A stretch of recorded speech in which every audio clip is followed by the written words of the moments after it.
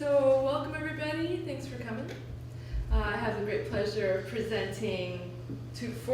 introducing the presenters, Josh McCoy and Mike Trainer. They are one half of the Prom Week Team, a games and playable media project. They're all CS PhD students in the Games and Playable Media Center in the Expressive Intelligence Studio. Josh McCoy is the artificial intelligence lead developer for Prom Week since the beginning, which I guess was 2008. When did you guys start? A couple of years ago. And Josh will be graduating this June, so woohoo! Good for that. Mike Trainer has got a couple more years before he gets to graduate, but he's also in the CS PhD program in the Expressive Intelligence Studio, and Mike has been there from early beginnings. And Mike, what part of the I'm the lead gameplay designer. The lead game, so the user interface, user experience. Interface is the gameplay experience, but I mean, we all collaborate on all these things, but yeah. And then Aaron Reed is also a CS PhD student. Both Mike and Aaron were Danum graduates that I got to know them.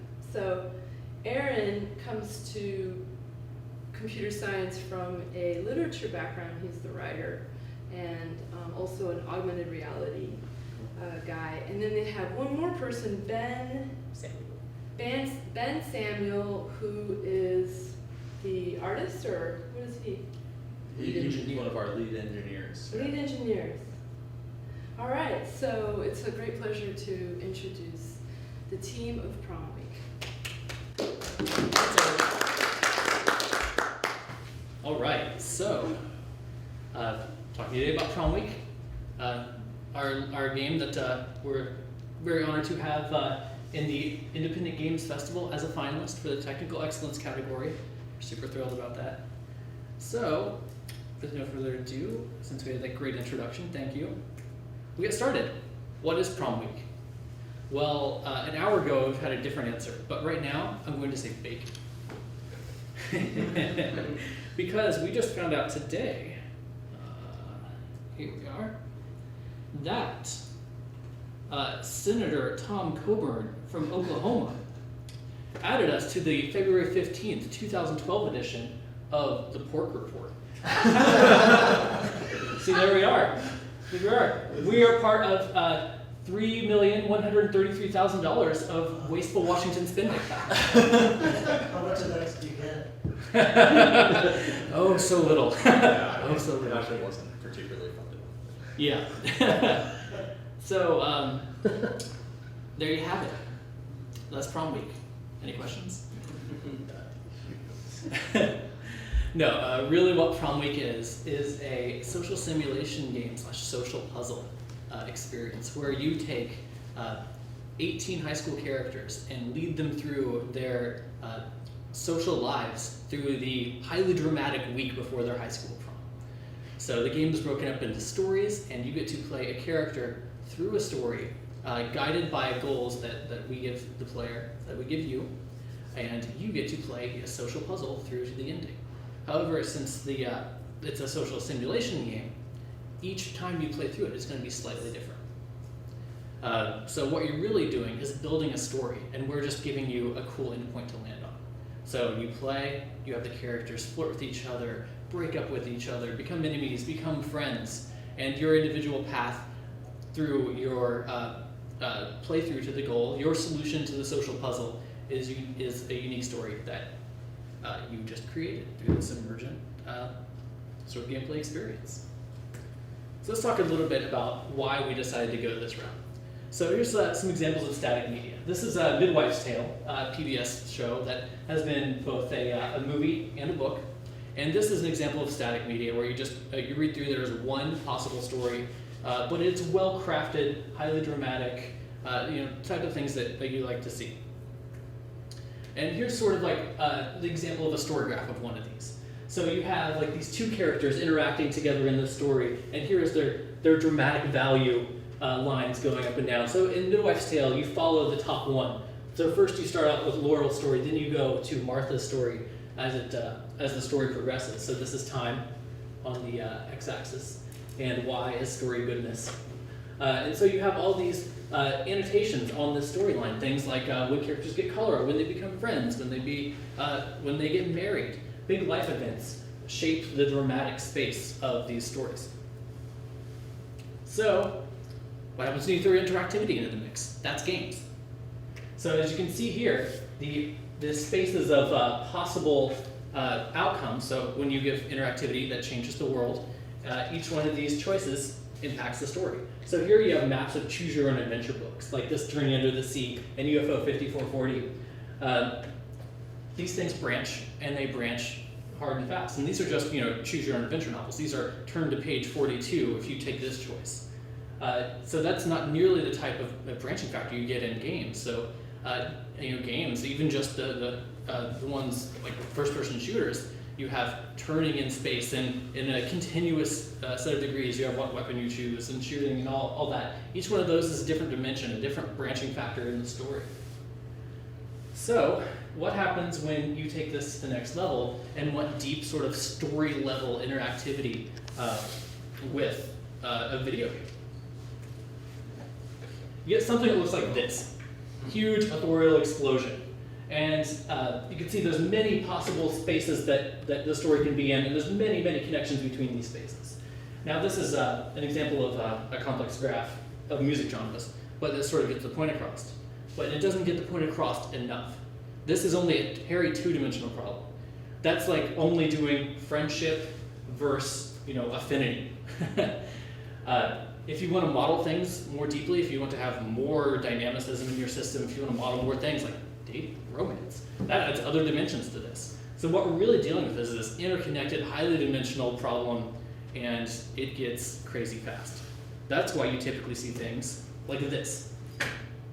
This is the typical story structure, like a computer role-playing game. Beads in the string. You get these choices, you start in states, and you get these localized choices in activity. And they always bring you back to some cutscene. Some have more than others. Modern RPGs give you multiple characters to start with, funnel you down into stories, but then let you have a small number of endings. We want, to look more like this in the options we give the player, and not so much this. This is fun, but I think we can do better. This has been done better in Facade.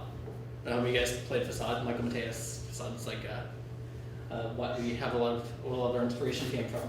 So what Facade did really well was form this idea of social games. These units, these patterns of interaction that can be used between characters. So Trip and Grace. There's the example of the affinity in between them. So Grace will ask you what you think about her art. Trip will disagree, and then they will force you to choose between Trip and Grace. So no matter what you do, whether you say anything, or whether you abstain, whether you choose Trip, or whether you choose Grace, you are changing the social state. They put you in a position. So this affinity game, it's Trip or Grace can start it. I could start it with Mike. Anybody in this room can use a version of the affinity game. So we wanted to take what was like hard-coded in all these hundreds of thousands of lines of reactive planning code and make that a first-class thing. We wanted all of our characters to be able to use something like the affinity game with all other characters, and we wanted to slot them in sort of like the prototype of that game. We also wanted to respect their personalities in this too. So Trip wouldn't play the game the same way that Grace would. Likely, just like Mike and I wouldn't play the game in the exact same way, although the same social change would occur. So this is where we took in sociology. So we decided to look at, take some social science like Eric Bird and Goffman, some like dramaturgical analysis type of things. And then we took pre-existing media sources like Saved by the Bell and Mean Girls. And we looked at the common patterns here, looking for things like the affinity game. And bam, we got social exchanges. We have a lot of these in the game. About 40 different social exchanges in the game right now, and many different, variants on each social game to really capture the different performers that perform them.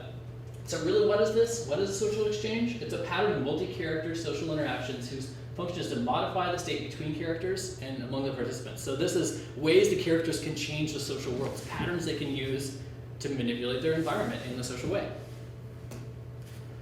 So this gives us, these reusable dramatic patterns of behavior, which respect the personalities of the actors.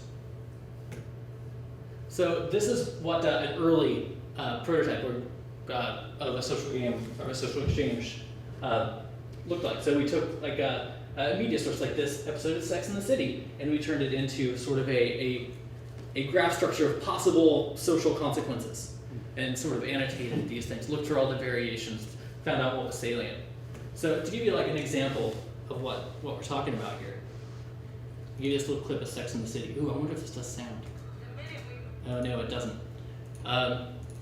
So basically what you would see here is a character interacting with a group of other characters in the world. So this is a group of married people, happily engaged, and two single people coming up to them.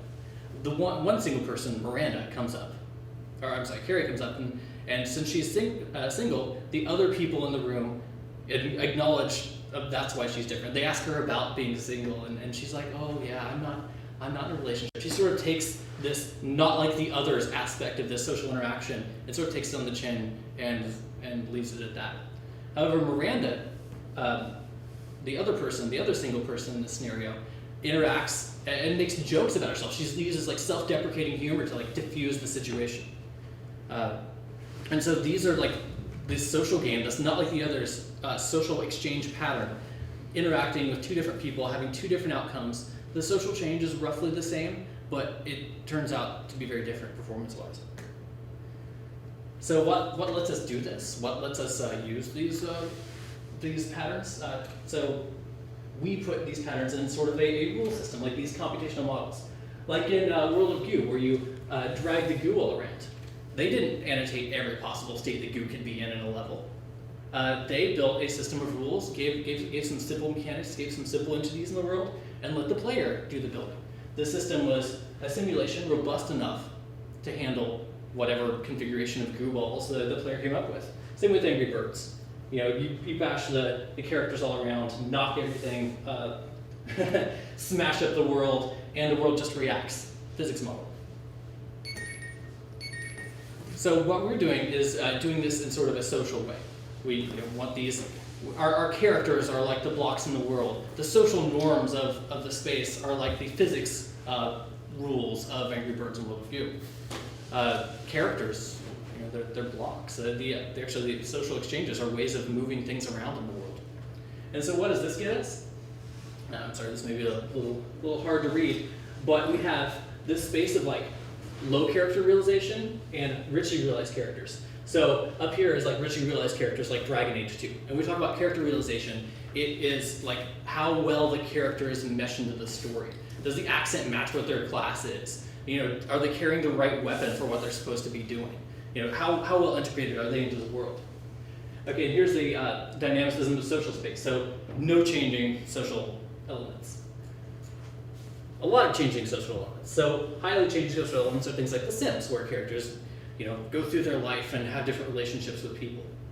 However, the character realization of The Sims is a lot. It's like Simlish. You get garbled speech and icons that sort of abstractly represent what's going on.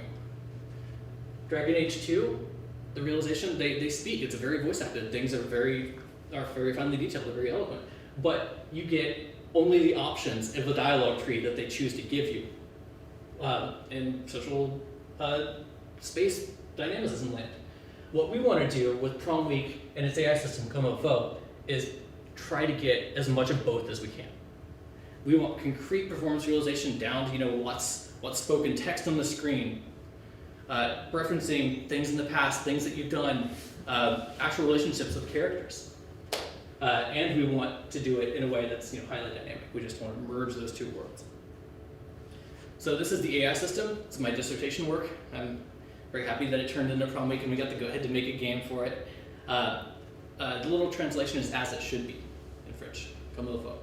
And it is has the connotation from the Victorian and Regency era of England of being in accord with conventions and really the proper social thing to do at a time.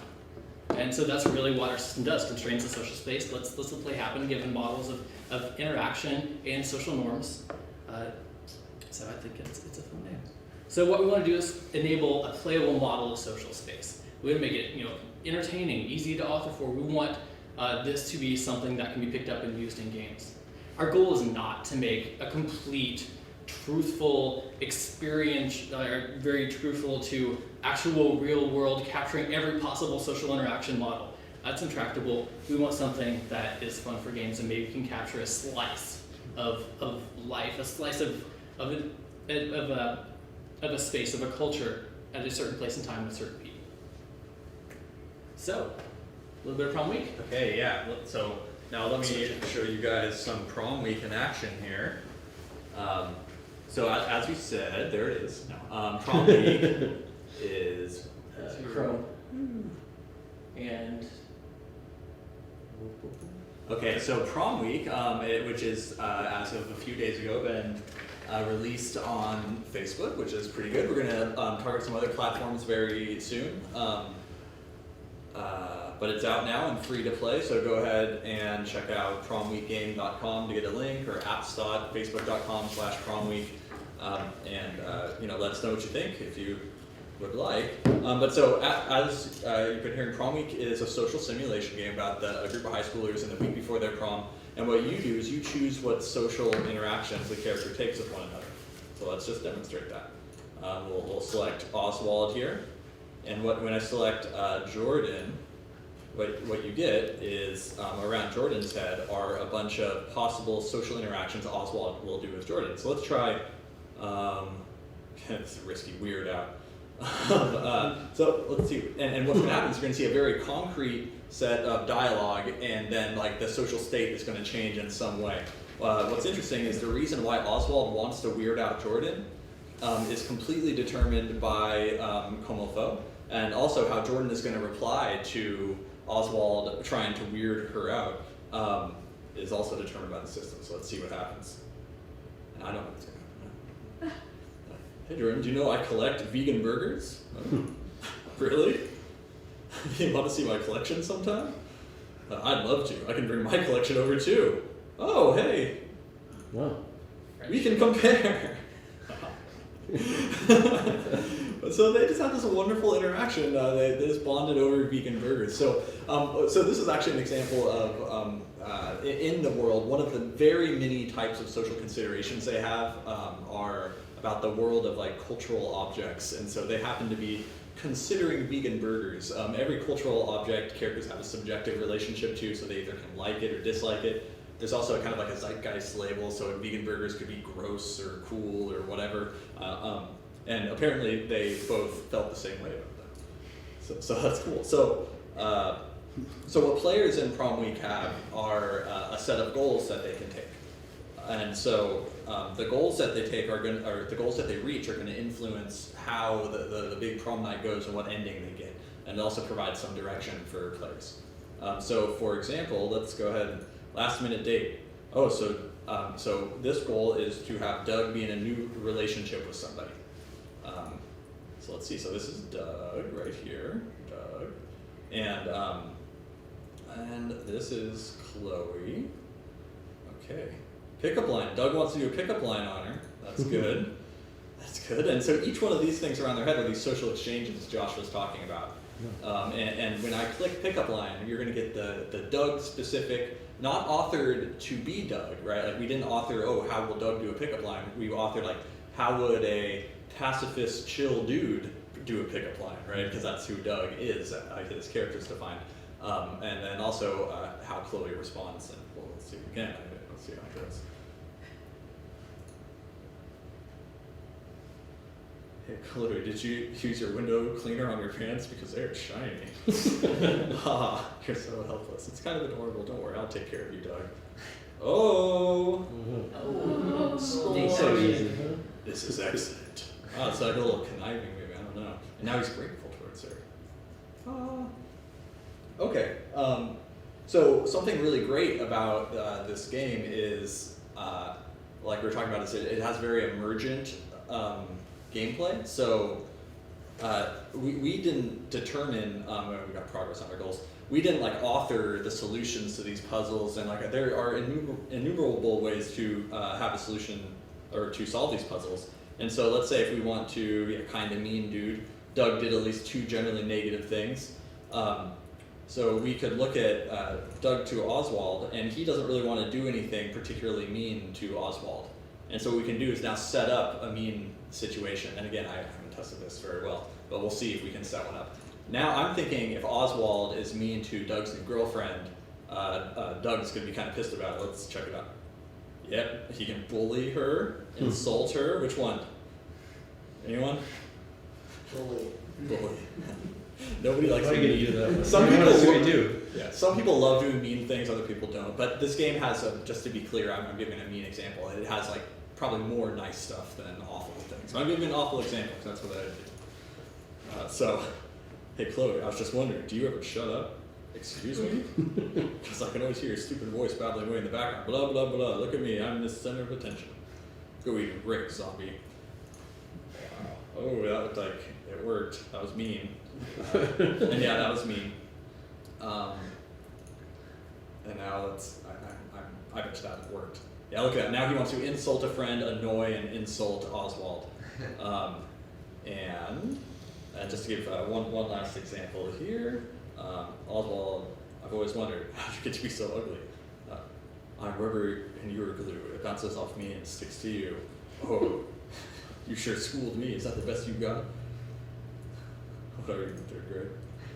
They talk like they're in 3rd grade sometimes. Okay, so Doug called Oswald names. A couple things which we'll go into a little more detail in a second.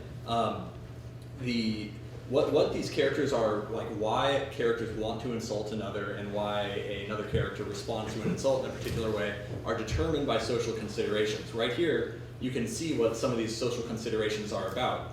This is an example. This action just stuck a mean history reference in the social history database. And so now one of these social considerations is, hey, if someone's been mean to me, I'm going to be a little more likely to be mean to them, right? Or I'm going to want to avoid them, or something like that.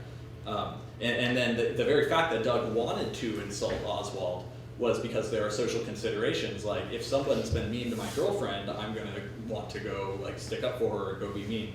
And so he called Oswald names.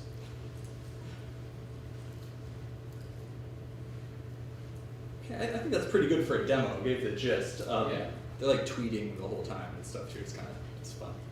The characters tweet their lines. Yeah. Yeah. Well, on the bottom right, they bust out their phone. Oh, you'll see them actually animated, touching, texting, and it'll show up on the wall, and it'll be a lot of the times pertinent to the situation at hand. So we use the same style social considerations to pick up these little lines that the characters can put in. Like if you make cheating happen in the world, then they really go crazy and be like, oh, I can't believe Oswald did that. Oh man. Okay, so I'm just gonna click next and see what's here. Okay, sure. Okay, so we probably won't go too in depth. We'll probably skip over some of these technical things. Maybe we can see what people are interested in. Yeah, we'll see. But but this relates to what I was just talking about. Is these social considerations are formed out of these sort of things. So, for example, a character is defined by traits. So, what we can have social considerations about being shy. So, a shy person is going to be less likely to want to go insult somebody or maybe ask them on a date, right? There's also these social networks, which are subjective feelings that one character has toward another. The 3 that we have are buddy feelings, romance feelings, and cool feelings. So, for example, I can be friends with you, but I could have a very strong buddy feelings, but you could have very small buddy feelings towards me. And so that means you might be more likely to want to stop being friends with me, but I would be totally shocked by it, right? And then I mentioned relationships, friendships, dating, and enemy are 3 kind of the relationships we have. Another type of thing are statuses. And statuses are kind of like temporary feelings, like you can get embarrassed and it'll influence the character for a while. And so like a shy character who's embarrassed is pretty much useless, right? And I think something very special about Prom Week, I'd say, is our social facts database, which makes use of backstory, which are kind of social history already built in there. For example, one off the top of my head, Doug shows Jordan a cool skateboarding trick or something. And these things are labeled as like being cool or nice, romantic, mean, all these sort of things. And so characters actually, like, oh, someone was cool to me in the past, I'm now going to bring that thing up in dialogue, and it will actually matter, right? And so that's an example of backstory. However, the state is also built with every move you make in the game. So if you have one character do a mean thing to another, now that character might bring that up in dialogue later on. You guys ever switch the rules at all? Like the conditions, like all of a sudden, they have a certain type of condition, like a pattern, and all of a sudden you say, okay, no, he's going to be mean, they're going to have a mean type of, they used to be a docile person, now I'm going to make him an aggressive person, like have you played with like flipping the rules at all? Or? Well, back when we were playing and tuning the characters and tuning the levels, we did that all the time. That's cool. To hilarious results. Yeah. That's cool. Yeah. Interestingly enough, I haven't said, but there are around 5,000 of these social considerations that kind of like are going on in each one of our characters' heads in every level, and so any character is actually is determined by such a complex kind of network of rules that it's a very they're very rich, sophisticated reasons why characters do everything they do. And you'll notice just by playing with the state, you can have characters completely change the sort of things they want to do in a way. So you could like make shy Doug go and do outgoing things by, having people stroke his ego a bunch and stuff like that. Yeah. So this is kind of an out of sequence question, but what do the humans do? What's the gameplay aspect for a human player that's playing the game? Like, what am I trying to do besides tweak around and see what these characters do? Is there an objective? Yeah, that's where the goals come in. So we give you some objectives to hit.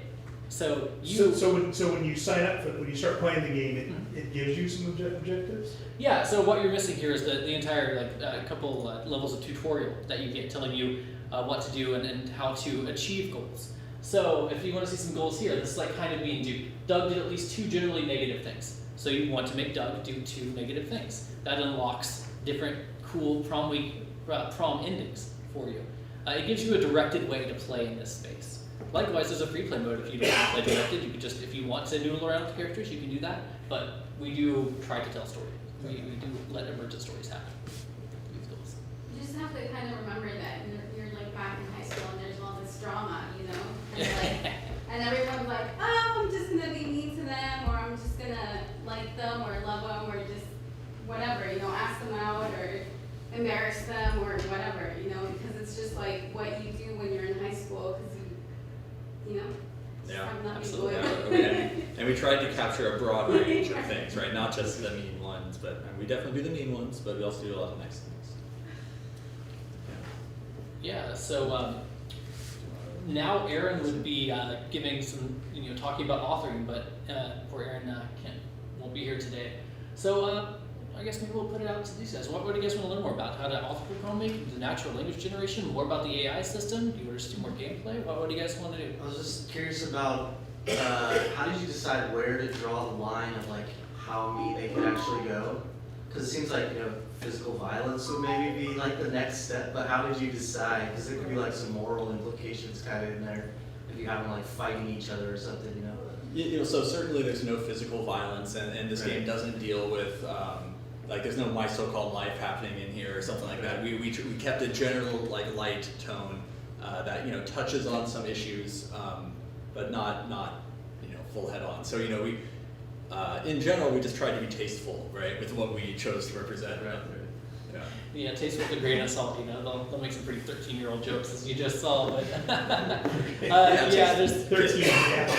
Yeah, well, I'm being generous.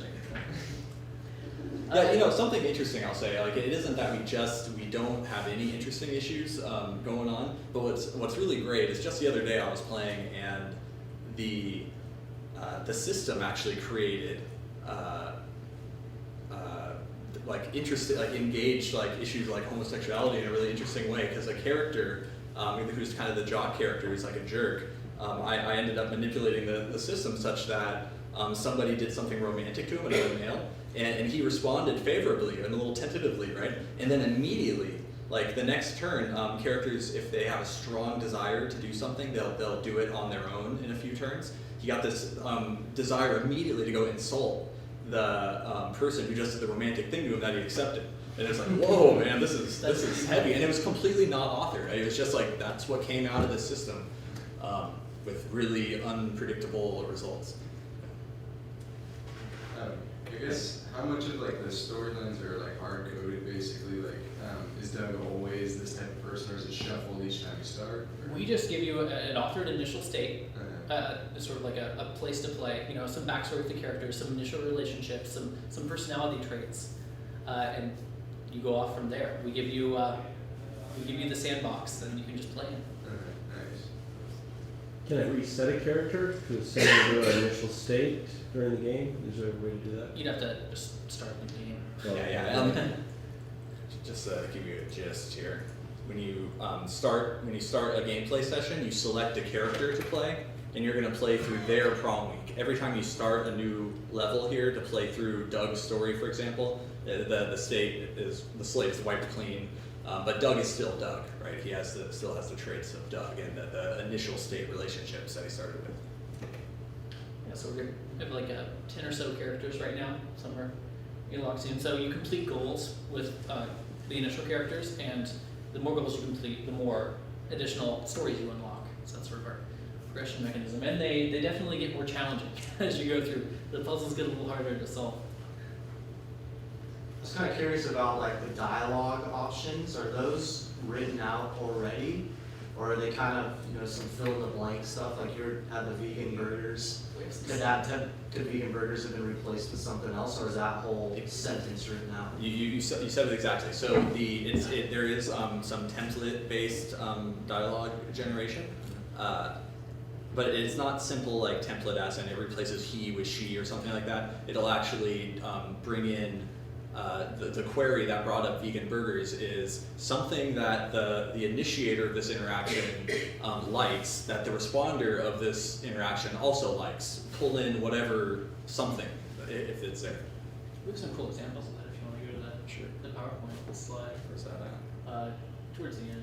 Oh, wow, A little more. This would be a lot more. Oh, What? Dostoevsky. Yeah. Okay, It's lame in our world, unfortunately. Sorry. So here's an example of a scene. So hey, initiator, which is I. Any social interaction can have the initiator, the responder, and some other O, right? So hey, initiator, man, I can't stand O. Tell me about it. Hey, remember that time when the initiator did something embarrassing to the other, right? Or the other did something embarrassing. Oh God, I totally do. Man, that was so embarrassing. And then you do. This is the boring stuff, but it has to happen. He is such a pejorative, like jerk, or everyone has their own kind of character-specific way of kind of expressing an insult or something, right? And so you would throw in like loser, or there's some pretty creative ones in there. Anyway, yeah. So here's an example for you. Cool. So who created the pejoratives? Was that something Aaron came, or was it collaborative? The overall character design was a collaborative thing that we did, which was a lot of fun. Finally bringing concrete life to our characters, and that was kind of the process of we had our actual visuals of the characters before, and so we just kind of went with what it looked like, right? Like just kind of Gotta give props to local artist Kathleen Krabowek. yeah. I know she. That's Kathleen. That's Kathleen. Does the art. She sends her best. She had to be in San Diego All tonight, right. but she really wanted to come. Well, she's gonna be at GDC with us. Oh. She's gonna help us demo Prom Week. Excellent. Yeah. Can you talk a little bit about the system architecture, what languages you use, what the various components are, how you deployed it, that sort of thing? Sure, everything is written in ActionScript. This is 100%, Adobe ActionScript 3. And it turns out that this is an AI language. You typically don't associate ActionScript with AI, but ActionScript's a ECMA scripting language derivative, and that is a derivative of Scheme. You said it's an ECMA scripting? Yeah. language? That's the JavaScript. Yeah, like JavaScript, exactly. Yeah. And those are based off Scheme versions of Lisp. So they actually have some pretty cool map constructs, good ways to use. The language has dynamic closure. So there's some cool things you can do that typical AI tricks that you find in this processing languages that turn out to be pretty handy for what we're doing. So who knows? Who would have thought? Flash games being handy for AI. So it's deployed as a Flash? It is. It's an SWF. So is there a back end or? Yeah, the back end, we don't use it much. All of the social AI system is done on the client side. It's in the SWF. All of the AI system, Okay. all of the social considerations, all the characters are thinking, is done by the client. So what we have on the server is very simple things like save states.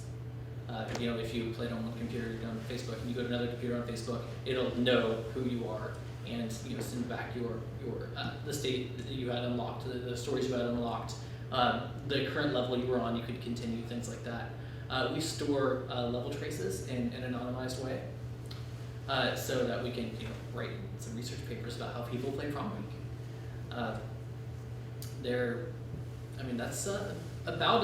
That's all we do with the backend. And the game it's a single user game? It is a single user game. Yeah. Cool. It's an interesting twist on Facebook's social games, right? Because it's a game about social play, but we do not leverage the social graph on Facebook, the social network, at all. Do you have a targeted age for this game, or?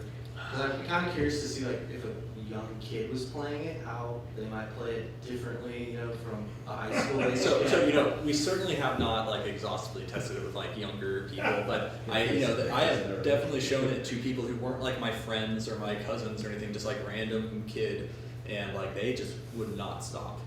It was pretty funny. They would not stop playing. I think it might appeal actually quite well to younger I've seen middle school girls love this game. I had a chance to show some. I think it was at the Fringe Salon over in Scotts Valley. Yeah, some people get really absorbed to it. It's really, I think, more of a personality thing.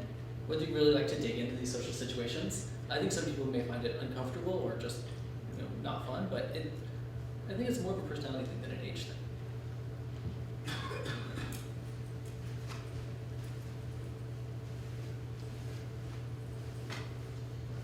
So what's it like being accepted to the IGF? Oh man, How's that experience been? That's a pretty big honor. We're pretty happy with that. Yeah, no, I'll say this project started off. Josh, I remember sending out an email and it's hey, we're all gonna get together and make a game out of my social simulation research, and we scoped up pretty huge on over the next few months and made a pretty humongous design, and it turned into quite a large 2.5-year project. And getting the IGF nomination was definitely the best validation and very amazing thing to have result from so much ridiculous, hard, weird work that we did.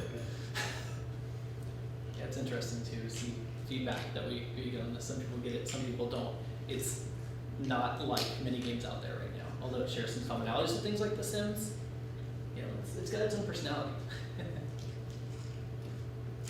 So do you make this game specifically for Facebook, or do you have it on another platform? Or? No, Facebook just happened to be the place that we got it on first. We are looking to release it on other platforms like Newground, Congregate.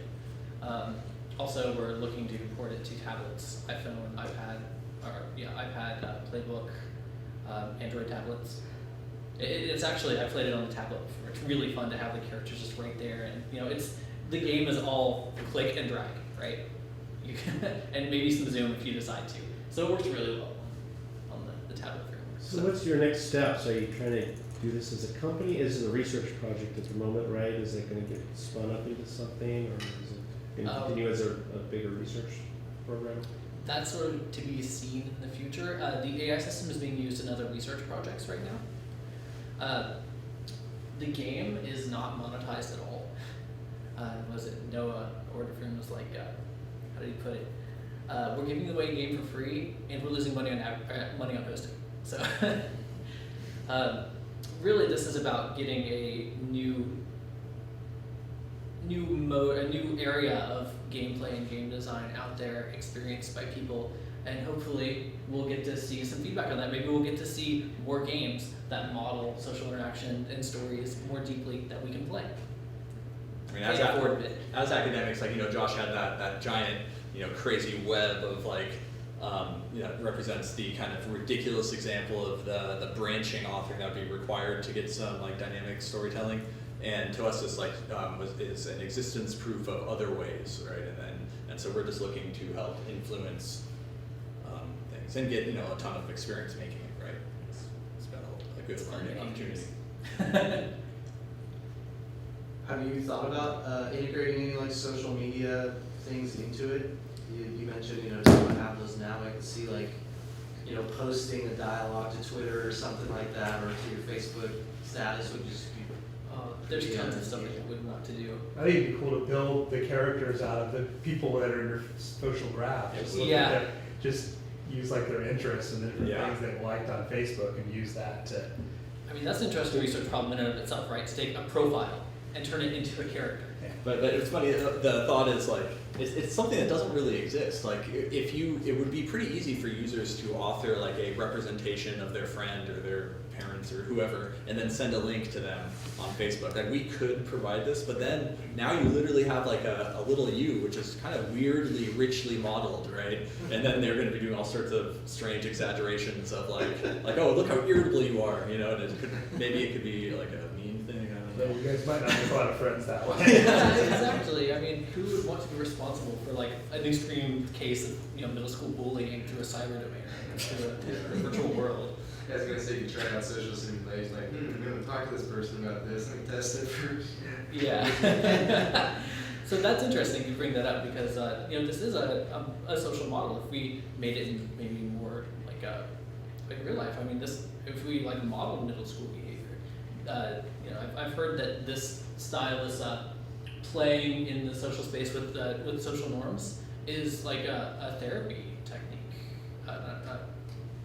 for people on some scale of the autistic spectrum. Just playing with the social norms and learning it, just experiencing it more. I mean, something like this could be a valuable tool. There's a for thing good. called the parts. There's a thing called in psychology the parts party, and it's your body's made up of different parts. So you could actually have yourself be all these parts. So you could have you could break your own self and up, and you could have all your parts. So it would be you playing. It would be just you. Yeah. And you could do all sorts of things like that. That'd be It's kind of interesting, yeah. therapeutic thing you do.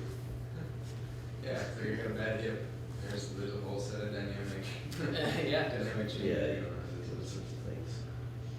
Your family dynamics, you're like just how to eat dinner at the dinner table. So interestingly, the AI system that is driving this is pretty independent of Prom Week in a way, and so now that this is over, I've already started.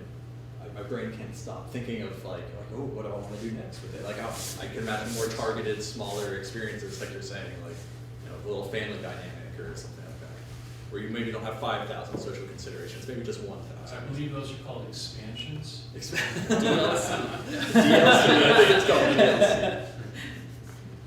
Okay. All right. We good? That was I got one more. Sure. Oh, we can talk. So if you were to port it from ActionScript to JavaScript, specifically with regards to the AI components, what would the issues be? We rely heavily on Flex SDK. That's one issue. Like For the AI? For the AI no, not for the AI. I'm sorry. Student scheme. For the animation and stuff. Yeah, for the Right. game, but But for the core. The AI system itself is just fairly basic data structures used in combines a lot of dictionaries, a lot of vectors.